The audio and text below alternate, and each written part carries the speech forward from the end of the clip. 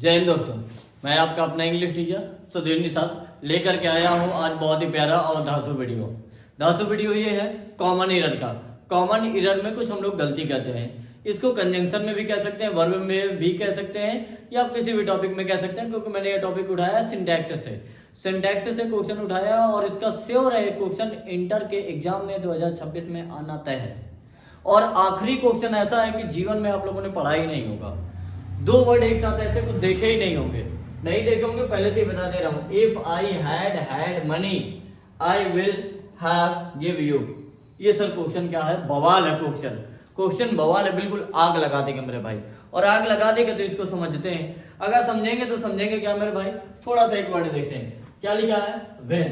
When he came then. तो sir एक बात याद लगा लीजिए, क्या लिखा है? व्हेन। क्या लिखा है? व्हेन। कभी भी अगर आपको व्हेन लिखा मिलता है, क्या लिखा मिलता है? व्हेन। क्या लिखा मिलता है? व्हेन। क्या लिखा मिलता है? व्हेन। दोबारा बोलेंगे, क्या लिखा मिलता है? व्हेन। क्या लिखा मिलता है? व्हेन। अगर एक वर्ड और लिखा मिलता है आपका, उसका अगला नाम है इफ। क्या लिखा मिलता है? व्हेन या इफ। व्हेन या इफ, इन दोनों के बाद में कभी देन का प्रयोग नहीं होता है, हमेशा एक वर्ड यूज करते हैं जिसका नाम है कॉमा। क्या नाम है? कॉमा। आगे लिखा बेटा, ही वॉश्ड नीदर हिज हैंड्स और। तो सर चार वर्ड होते हैं, आप इन वर्ड को सुन लीजिए और ये पेयर में आते हैं। सर एक वर्ड होता है और, एक वर्ड होता है ईदर डैश और एक होता है नीदर डैश नॉट, और एक होता है not only but also. Not only but also. यहाँ पे क्या लिखा? ही वॉश्ड नीदर। अगर यहाँ पे लिखा नीदर मेरे भाई, तो यहाँ पे और क्या कर रहा है? और नहीं होगा, क्या हो जाएगा सर? नॉर हो जाएगा। क्या हो जाएगा? नॉर हो जाएगा। अगला क्वेश्चन लिखा, as soon as he came in. As soon as के साथ सर हमेशा ही एक वर्ड यूज होता है, कभी देन नहीं यूज होता है, कभी देन यूज नहीं होता। एज सून एज के साथ सर हमेशा एक वर्ड यूज करते हैं जिसका नाम है कॉमा। क्या नाम है? कॉमा। एज सून एज के साथ आप हमेशा कॉमा का यूज करते हैं। और अगला क्वेश्चन फिर देखिए क्या लिखा है। लिखा, unless he does not work hard comma he will fail. तो सर एक वर्ड सीख लीजिए, एक वर्ड होता है अनलेस। क्या होता है? अनलेस। और एक वर्ड होता है अनटिल। तो पहले अनलेस और अनटिल में जान लेते हैं। तो अनलेस क्या होता है? एक्चुअल में अनलेस का जो पार्ट ऑफ स्पीच होता है वो कंजंक्शन होता है। क्या होता है? कंजंक्शन होता है। और मेरे भाई एक प्यारी बात बता रहा हूं, अनटिल के दो फंक्शन होते हैं, एक होता है प्रीपोजिशन। क्या होता है? प्रीपोजिशन। और एक होता है सर कंजंक्शन। एक होता है प्रीपोजिशन और एक होता है कंजंक्शन। अब हम कॉमन इरर की बात कर रहे हैं तो हम थोड़ा सा बता दें। ये जो अनटिल, ये जो होता है ये कंडीशन बताता है, और ये भी कंडीशन बताता है, लेकिन ये किसकी कंडीशन बताता है? टाइम की। प्रीपोजिशन कब होता है, कंजंक्शन कब होता है, तो समझिएगा। I will wait dash Monday. और मैंने मंडे के पहले मेरे भाई लिख दिया एक वर्ड जिसका नाम है अनटिल। क्या लिख दिया? अनटिल। और मैंने अगर लिख दिया I will wait dash until Monday, तो भैया मंडे एक नाउन है, और नाउन के पहले जो आ रहा है, जो रिलेशन बता रहा है, कब तक? मंडे तक। अगर मंडे तक की बात कर रहा है भैया, ये क्या कह रहा है? अनटिल। और अनटिल ये जो है ये प्रीपोजिशन है। क्या है? प्रीपोजिशन है मेरे भाई। तो अब प्रीपोजिशन है तो सर कंजंक्शन कब बनेगा? कंजंक्शन तब बनेगा जब इसके तुरंत बाद ये नाउन ना होकर के भैया सब्जेक्ट और वर्ब को जोड़े। किसको जोड़े? सब्जेक्ट और वर्ब को जोड़े, तो इसको कंजंक्शन बोलेंगे। क्या बोलेंगे? कंजंक्शन बोलेंगे। अदरवाइज क्या बोलेंगे?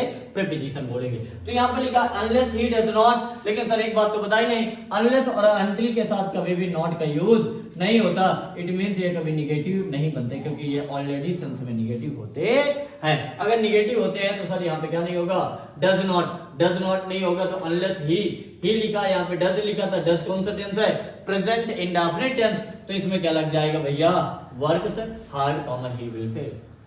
यदि उसने कठिन मेहनत नहीं किया तो वह क्या हो जाएगा?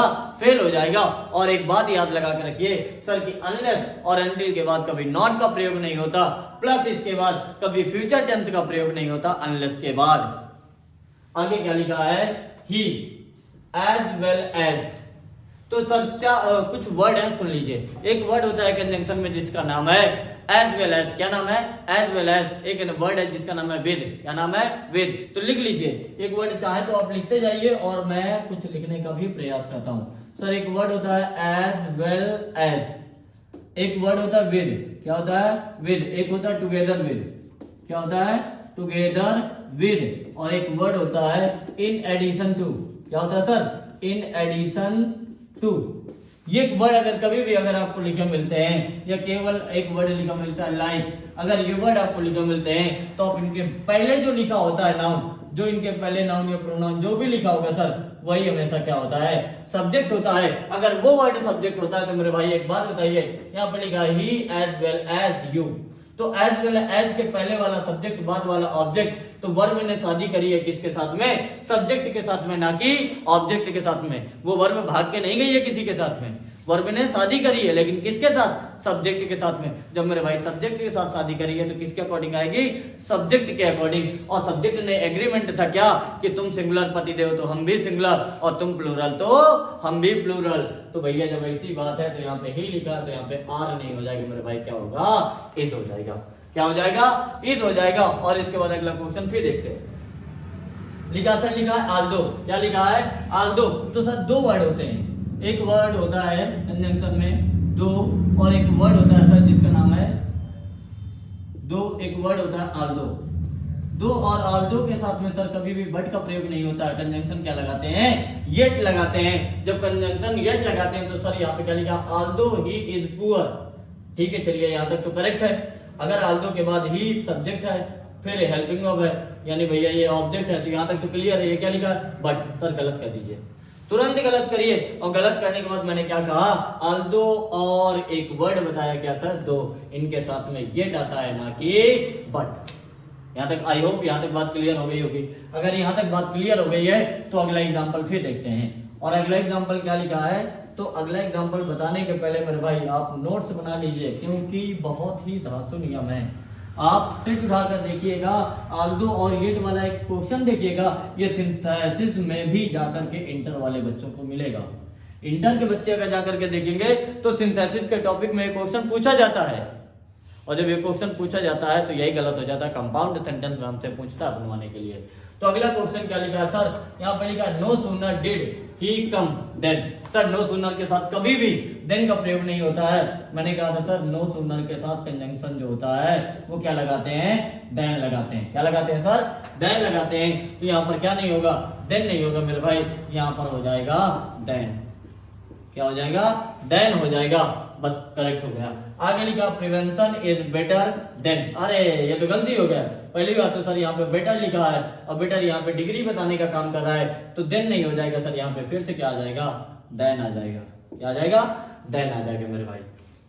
आगे लिखा है he looks as if, he looks as if. तो सर ऐसे सेंटेंस को कहते क्या है, तो पहले तो ये जान लीजिए सर, ऐसे सेंटेंस को कहते हैं, आप ये कह सकते हैं सर इमेजिनरी सेंटेंस, इमेजिनरी या अनरियल, इमेजिनरी या अनरियल। अनरियल या इमेजिनरी सेंटेंस ऐसे होते हैं जिनके साथ में सब्जेक्ट कुछ भी हो, सब्जेक्ट कुछ भी हो, वर्ब हमेशा वर आती है। अगर कौन कौन से सर वर्ड है, एक वर्ड होता है इफ, लेकिन सर कम समटाइम इफ नहीं मिलता, तो भैया दो वर्ड तो पक्के हैं, एक है एज इफ और एक दूसरा वर्ड है जिसका नाम है आई विश।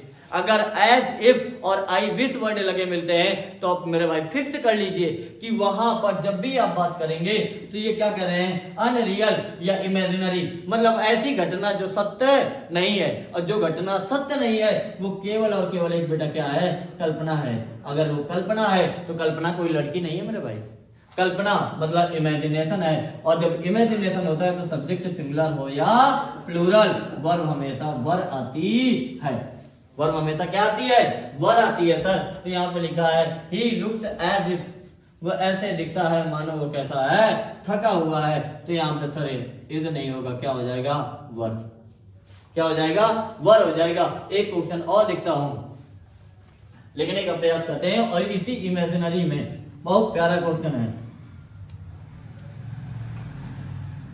प्यारा क्वेश्चन क्या है सर, प्यारा क्वेश्चन ये है कि आई विश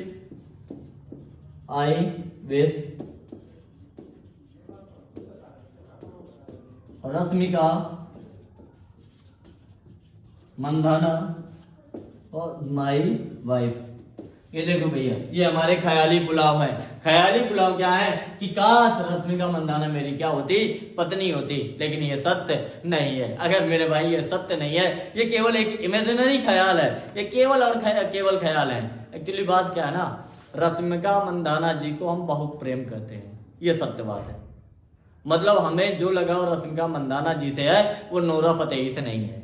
फिर वो गाना गाए चाहे हाय गर्मी और चाहे साकी साकी, हमसे मतलब नहीं है। हमको मतलब है किससे, रश्मिका मंदाना जी से। और रश्मिका मंदाना जी फिर नेशनल क्रश है, उनकी बात ही अलग है। तो सर यहाँ पे लिखा क्या है, आई विश लिखा है रश्मिका मंदाना क्या होती, मेरी पत्नी होती, लेकिन वो है नहीं। अगर नहीं है मेरे भाई तो सब्जेक्ट में सिंगुलर हो या प्लूरल कुछ भी हो, हमेशा क्या लगाएंगे, वर लगाते हैं। तो सर यहाँ तक तो क्लियर हो गया। लिखा है if it will rain. Sir इसके मैं इतने प्यारे प्यारे नियम कसम से बता रहा हूं ना, पागल हो जाएंगे आप मेरे भाई। केवल और केवल 2 मिनट का समय दीजिए और 2 मिनट के साथ आप ये देखिए, क्वेश्चन आप लोगों ने देखे नहीं होंगे। ऐसी कंडीशन बताने जा रहा हूं। कंडीशन ये है मेरे भाई, आप चाहे तो इसको रफ कर लीजिए, सॉरी नोट कर लीजिए, और फिर मैं इसके बाद कुछ लिखूं। तो लिखने का प्रयास मेरे भाई क्या है कि मैं एक यहाँ पे बड़ा सा प्यारा सा बॉक्स बना देता हूं। पहले तो सर सबसे पहले तो एक बात याद लगा लीजिए, इफ अगर सेंटेंस में लगा मिलता है तो उसकी 2 से 3 कंडीशन मिलती है कि इफ के बाद कभी भी फ्यूचर टेंस नहीं आता है, लेकिन कॉमा के बाद वाले अगले सेंटेंस में हमेशा ही फ्यूचर टेंस आता है। अब वो कौन वाला आएगा देखेंगे।